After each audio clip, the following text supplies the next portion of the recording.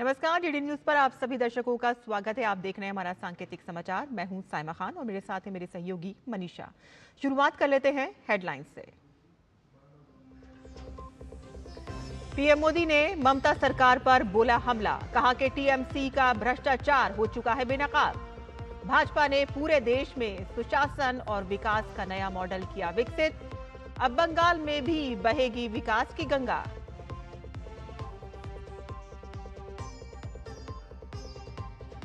प्रधानमंत्री मोदी ने देश को दी पहली वंदे भारत स्लीपर ट्रेन की सौगात। पश्चिम बंगाल के मालदा में 4 अमृत भारत एक्सप्रेस ट्रेन को भी दिखाई हरी झंडी। 3,250 करोड़ रुपए से अधिक लागत की परियोजनाओं का किया शुभारंभ।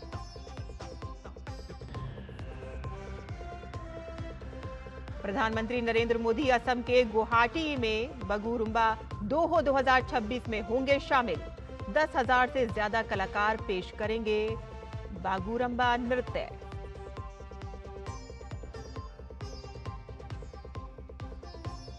छत्तीसगढ़ में सुरक्षा बलों के साथ मुठभेड़ में मारे गए 2 नक्सली।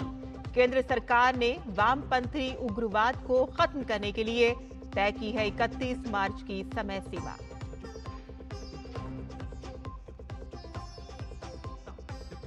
और बांग्लादेश में 12 फरवरी को होने वाले आम चुनाव से पहले अल्पसंख्यकों के खिलाफ हिंसा में तेजी।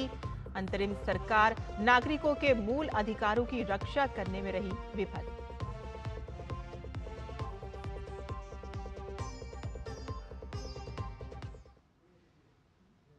समाचार विस्तार से।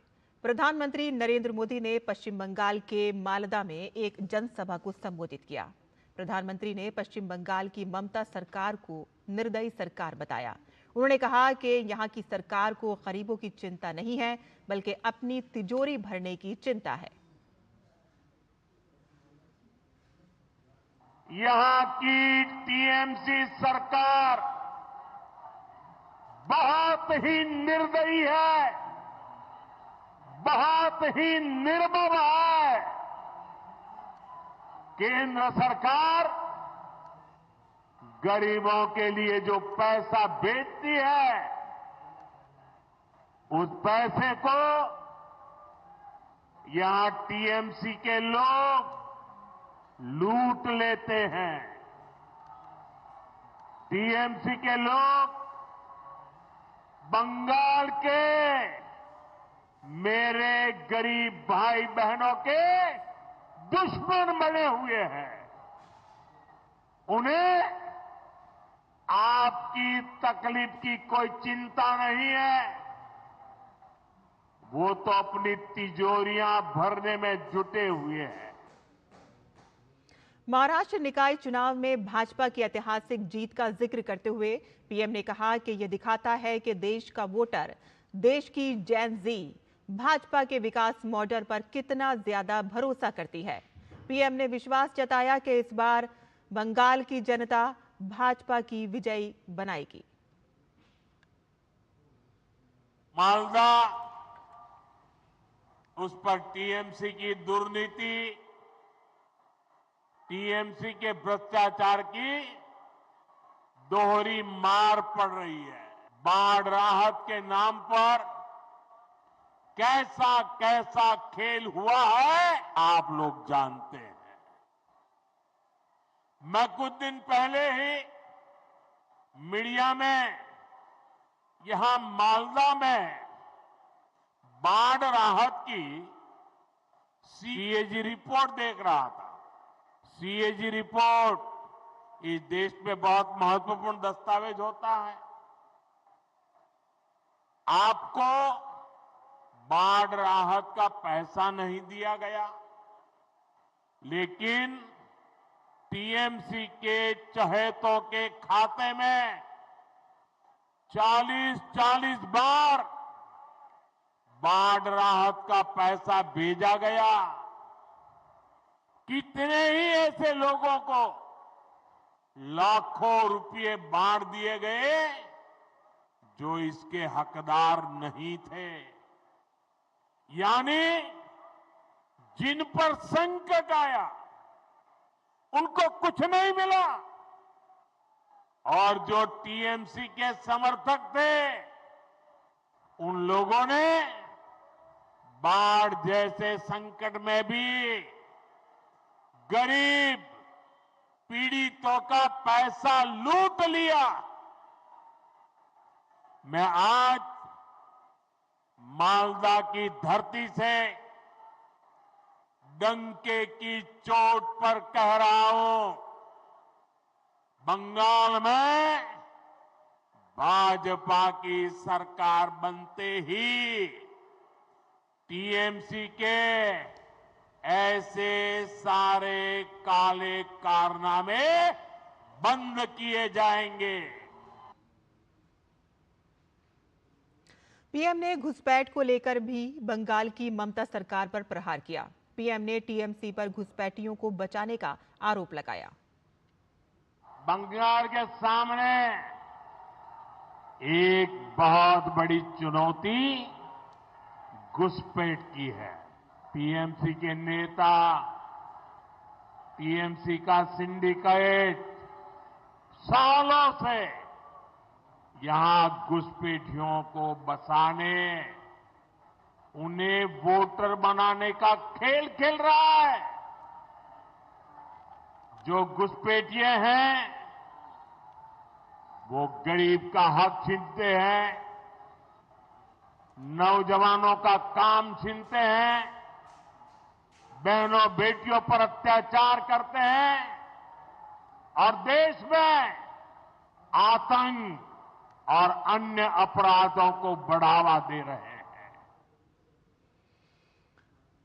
और इससे पहले प्रधानमंत्री नरेंद्र मोदी ने मालदा दौरे पर टाउन रेलवे स्टेशन पर हावड़ा और गुवाहाटी कामख्या के बीच चलने वाली भारत की पहली वंदे भारत स्लीपर ट्रेन को हरी झंडी दिखाई। उन्होंने गुवाहाटी कामख्या हावड़ा वंदे भारत स्लीपर ट्रेन को वर्चुअल रूप से हरी झंडी दिखाई। पीएम मोदी ने एक सार्वजनिक समारोह में 3,250 करोड़ रुपए से अधिक की लागत वाली कई रेल और सड़क अवसंरचना परियोजनाओं की आधारशिला रखी और उन्हें राष्ट्र को समर्पित किया, जिसमें वर्चुअल माध्यम से 4 नई अमृत भारत एक्सप्रेस ट्रेनों का हरी झंडी भी दिखाना शामिल है। प्रधानमंत्री ने कहा कि आज से भारत में वंदे भारत स्लीपर ट्रेन की शुरुआत हो रही है और नई वंदे भारत स्लीपर ट्रेन यात्रा को और आरामदायक बनाएगी।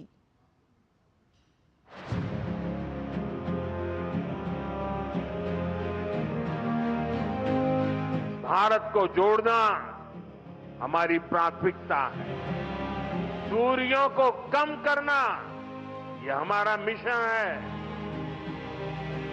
आज मालदा से पश्चिम बंगाल की प्रगति को गति देने का अभियान और तेज हुआ है।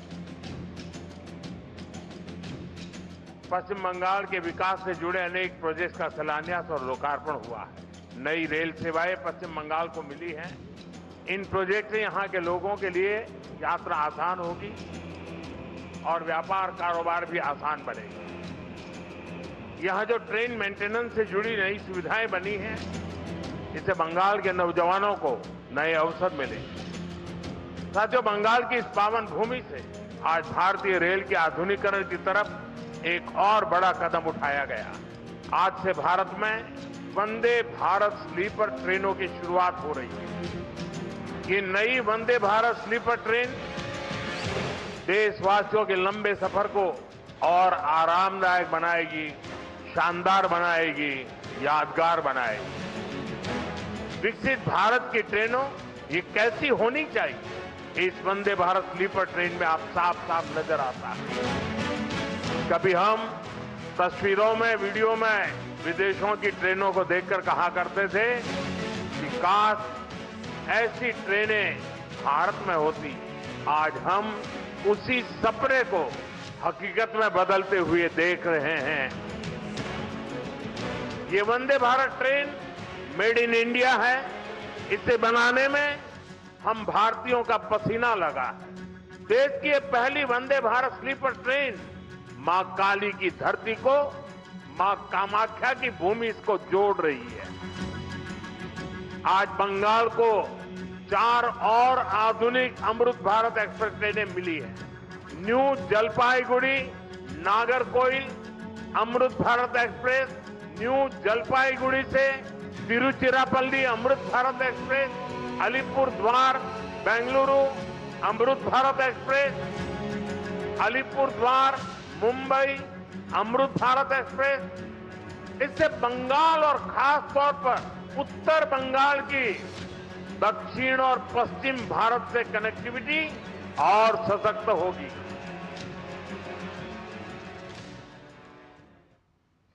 और प्रधानमंत्री नरेंद्र मोदी ने पश्चिम बंगाल के 2 दिवसीय दौरे पर हैं और इस दौरान उन्होंने भारत की पहली स्लीपर ट्रेन वंदे भारत का दौरा किया।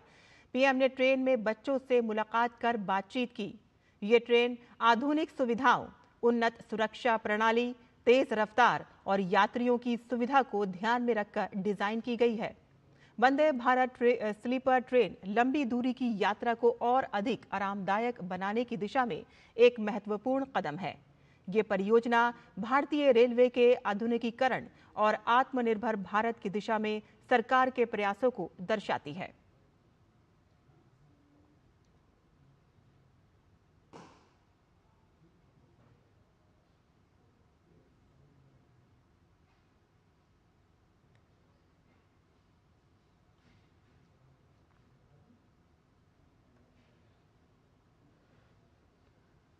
प्रधानमंत्री नरेंद्र मोदी पश्चिम बंगाल के बाद गुवाहाटी के सरुसजाई स्टेडियम में पारंपरिक बोडो सांस्कृतिक कार्यक्रम में भाग लेंगे। प्रधानमंत्री गुवाहाटी के सरुसजाई स्टेडियम में बोडो समुदाय की समृद्ध विरासत के उत्सव ऐतिहासिक सांस्कृतिक कार्यक्रम बागू रंभा दोहो 2026 में भाग लेंगे और इस अवसर पर बोडो समुदाय के 10,000 से अधिक कलाकार एक साथ बागू रंभा नृत्य प्रस्तुत करेंगे और इस कार्यक्रम में राज्य के 23 जिलों के 81 विधानसभा क्षेत्रों के कलाकार भाग लेंगे। बागू रंभा बोडो समुदाय के लोक नृत्यों में से एक है जो प्रकृति से प्रेरित है। ये नृत्य खिलते फूलों का प्रतीक है और मानव जीवन तथा प्राकृतिक जगत के बीच सामंजस्य दर्शाता है। पारंपरिक रूप से युवा बोडो महिलाएं ये नृत्य करती हैं, जिसमें पुरुष संगीतकार के रूप में संगत करते हैं।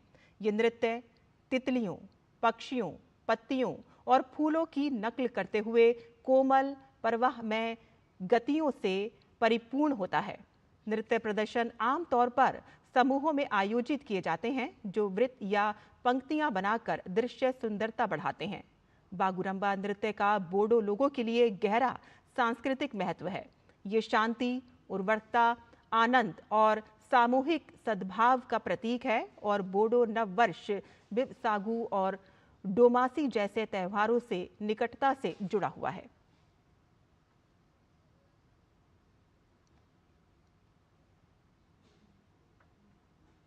और यहां पर हम रुकते हैं एक छोटे से ब्रेक के लिए। हम जल्द हाजिर होंगे। आप देखते रहिए डीडी न्यूज।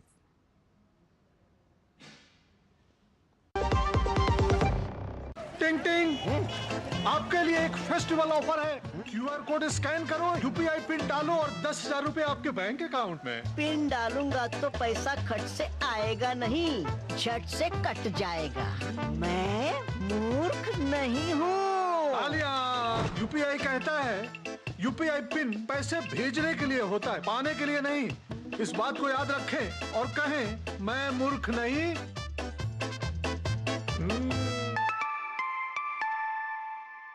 जाइए, आप भी किसी का टेस्ट लीजिए।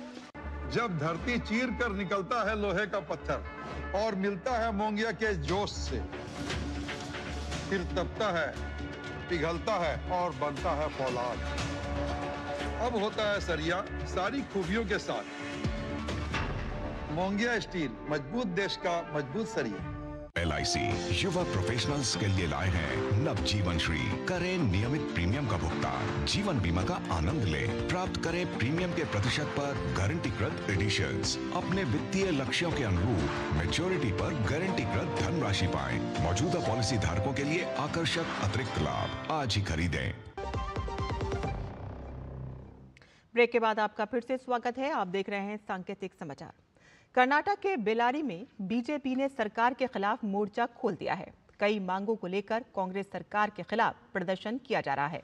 भाजपा की मांग है कि सरकार राज्य में बिगड़ती कानून व्यवस्था की स्थिति को संभालने के लिए कार्रवाई करे और इसके साथ ही 1 जनवरी की घटना और कांग्रेस विधायक भरत रेड्डी की कथित संलिप्तता की सीबीआई जांच। यल्लापुर में एक दलित महिला की हत्या के मामले में पीड़ित परिवार को 50 लाख रुपए का मुआवजा देने की मांग भाजपा कर रही है। बीजेपी का आरोप है कि कांग्रेस सरकार तथ्यों के दबाने के लिए पुलिस तंत्र का दुरुपयोग कर रही है और बिगड़ती कानून व्यवस्था की जिम्मेदार है।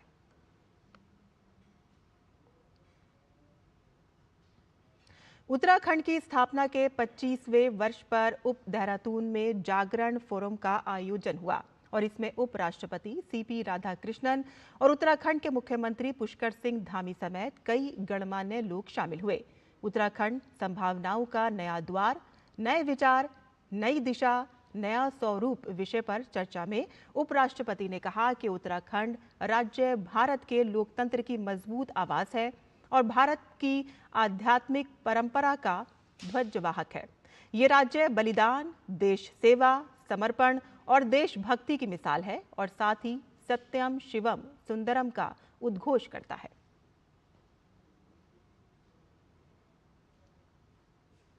State that embodies the spirit of sacrifice, resilience and national service. When I was coming with our governor was telling 17% of the officers are from Uttarakhand. That shows the great patriotism what they are showing. Devbhoomi Uttarakhand reflects the essence of Satyam Shivam Sundaram, that is the truth, spirituality and beauty. Chhattisgarh के बीजापुर में सुरक्षा कर्मियों को बड़ी कामयाबी मिली है। National park इलाके के घने जंगलों में नक्सल विरोधी अभियान के दौरान सुरक्षा बलों और नक्सलियों के बीच मुठभेड़ में 2 नक्सली मारे गए, जिसमें टॉप कमांडर पापाराव भी मारा गया। पापाराव को ढेर होना सुरक्षा जवानों के लिए बड़ी उपलब्धि है। पापाराव छत्तीसगढ़ के सुकमा जिले का रहने वाला था और माना जा रहा है कि पापाराव की मौत से दक्षिण पश्चिम बस्तर का क्षेत्र नक्सल मुक्त हो जाएगा और मौके से सुरक्षा बलों ने 2 AK-47 बरामद की है। नक्सली गतिविधियों की खुफिया जानकारी मिलने के बाद डिस्ट्रिक्ट रिजर्व गार्ड, DRG और STF के जवान इलाके में तलाशी अभियान चला रहे थे। नई दिल्ली स्थित राष्ट्रीय विज्ञान केंद्र में ग्रुप कैप्टन शुभांशु शुक्ला ने अत्याधुनिक वर्चुअल रियलिटी यानी कि VR थिएटर और पैनल प्रदर्शनी का उद्घाटन किया और इस मौके पर अंतरिक्ष यात्री से मिलिए विषय पर आयोजित विशेष सत्र में उन्होंने विद्यार्थियों से सीधा संवाद किया और अपने अंतरिक्ष मिशन के अनुभव साझा किए। ग्रुप कैप्टन शुभांशु शुक्ला ने कहा है कि आर्टिफिशियल इंटेलिजेंस यानी कि AI का प्रयोग भविष्य के लिए बेहद अहम है। उन्होंने अभिभावकों से अपील की है कि अंतरिक्ष के प्रति बच्चों की जिज्ञासा को प्रोत्साहित करें। उन्होंने खुशी जताते हुए कहा कि विज्ञान, तकनीक और नवाचार को पाठ्यक्रम का अहम हिस्सा बनाने के लिए नई शिक्षा नीति में ठोस प्रावधान किए गए हैं। जिस तरह की गैलरी सेटअप की गई है, जिस तरह का VR ऑडिटोरियम सेटअप किया गया है, जिस तरह के इक्विपमेंट सेटअप किए गए हैं, मुझे लगता है कि बहुत ही हाई क्वालिटी हैं और बहुत ही अमेजिंग एक्सपीरियंस ये बच्चों को देते हैं। तो मैं तो पहली बार आज यहाँ पे आया हूँ और यहाँ पे जब मैं आया तो I was very excited to be here. तो मैं आप सबको इसके थ्रू, इसके माध्यम से ये मैसेज देना चाहूँगा कि ज़्यादा से ज़्यादा लोग यहाँ आएँ, इसको एक्सपीरियंस करें, इसका अनुभव लें। And I am promising you, you will not leave disappointed. You will be very excited and very happy when you come and visit the National Science Center. Delhi police ने 3 ऑटो लिफ्टर्स को फिल्मी style में गिरफ्तार किया है और इस पूरे ऑपरेशन के दौरान बदमाशों ने पुलिस की टीम पर गाड़ी चढ़ाने की कोशिश की, जिसमें 2 पुलिसकर्मी घायल हो गए, लेकिन पुलिस की सूझबूझ से उनको गिरफ्तार कर लिया गया। संवाददाता दिवांशु मल्होत्रा की ये रिपोर्ट देखिए। ये कोई फिल्मी सीन नहीं है, बल्कि ये तस्वीरें दिल्ली की सड़कों पर कानून और अपराध के बीच असली जंग की है। ये तस्वीरें किसी फिल्म की स्क्रिप्ट का हिस्सा नहीं हैं, बल्कि ये वो पल हैं जब दिल्ली पुलिस और शातिर अपराधियों के बीच सड़क पर आमने सामने की गुत्थम गुत्था हुई थी, जहां एक तरफ बदमाशों की बेकाबू रफ्तार थी तो वहीं दूसरी तरफ कानून की वो ताकत जिसने जान जोखिम में डालकर अपराधियों को दबोच लिया। एक तरफ बदमाशों की बेकाबू रफ्तार थी, कानून से बच निकलने की हताश कोशिशें थी, तो दूसरी तरफ वर्दी में वो हौसला था जो जान की परवाह किए बिना अपराधियों के सामने डटकर खड़ा रहा। इन तस्वीरों में सिर्फ टकराव नहीं है, बल्कि पुलिस की बहादुरी, सूझबूझ और कर्तव्य निष्ठा की कहानी है।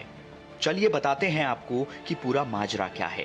दरअसल पश्चिमी जिला की एंटी ऑटो थेफ्ट स्क्वाड पिछले कई दिनों से पश्चिमी जिले में बढ़ती हाई एंड गाड़ियों की चोरी के मामले में जांच कर रही थी। इसी बीच उनको ये इनपुट मिलता है कि auto lifter Vivek Vihar ITI के पास एक सफेद कार में पहुंचने वाले हैं, जिसके बाद पुलिस ने एक क्रेन के जरिए सड़क पर ट्रैप लगाया और अपराधियों की कार का पीछा किया। लेकिन जब अपराधियों को लगा कि वो चारों तरफ से घिर गए हैं, तो उन्होंने अपनी कार से क्रेन में जोरदार टक्कर मार दी।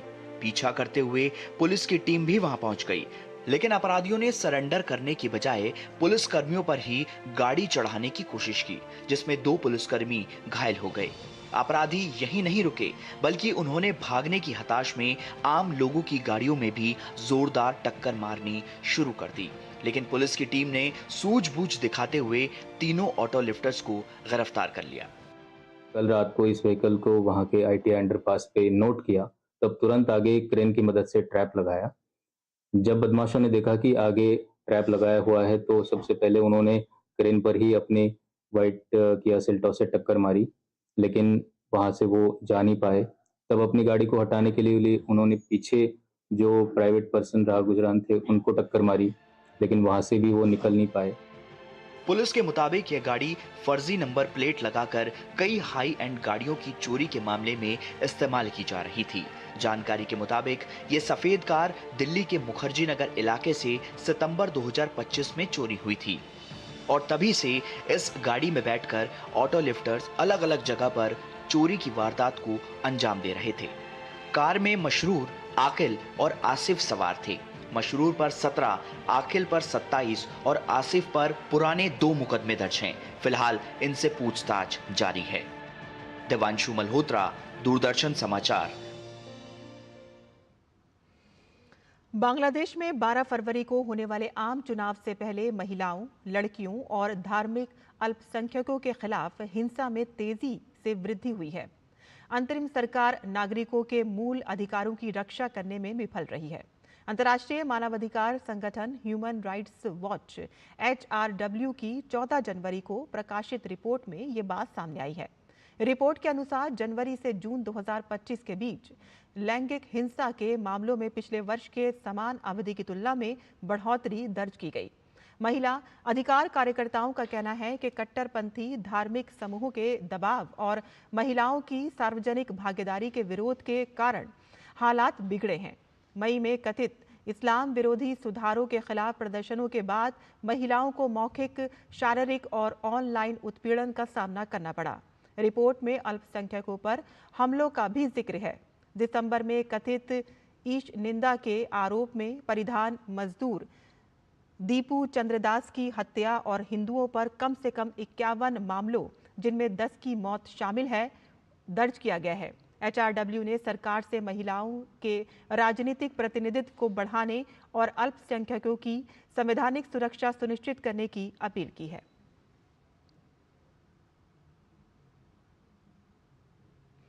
विदेश राज्य मंत्री कीर्ति वर्धन सिंह ने मिस्र के काहिरा में आयोजित सामुदायिक सांस्कृतिक उत्सव पतंग उत्सव में हिस्सा लिया और इस दौरान उन्होंने देश भर से आए प्रवासी भारतीयों के साथ बातचीत की और मध्य पूर्वी देश के साथ भारत के मजबूत जन जन के संबंधों का जिक्र किया।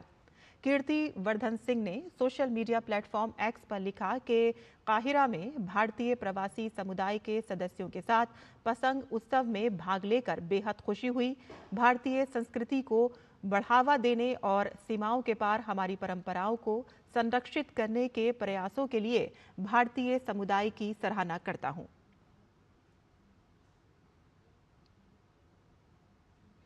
ईरान में लगभग 4 हफ्तों तक चले विरोध प्रदर्शन के बाद अब देश में हालात में सुधार हो रहा है और इस विरोध प्रदर्शन में लाखों की तादाद में लोगों ने सड़कों पर उतरकर जमकर नारेबाजी की थी।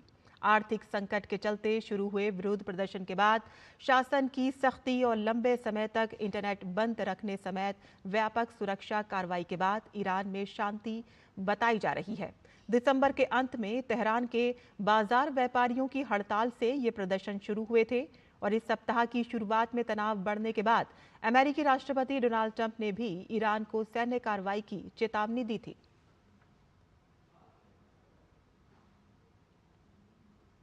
हमारे सांकेतिक समाचार में बस इतना ही। मुझे और मेरी सहयोगी मनीषा को अनुमति दें, लेकिन आप देखते रहिए डीडी न्यूज़। नमस्कार।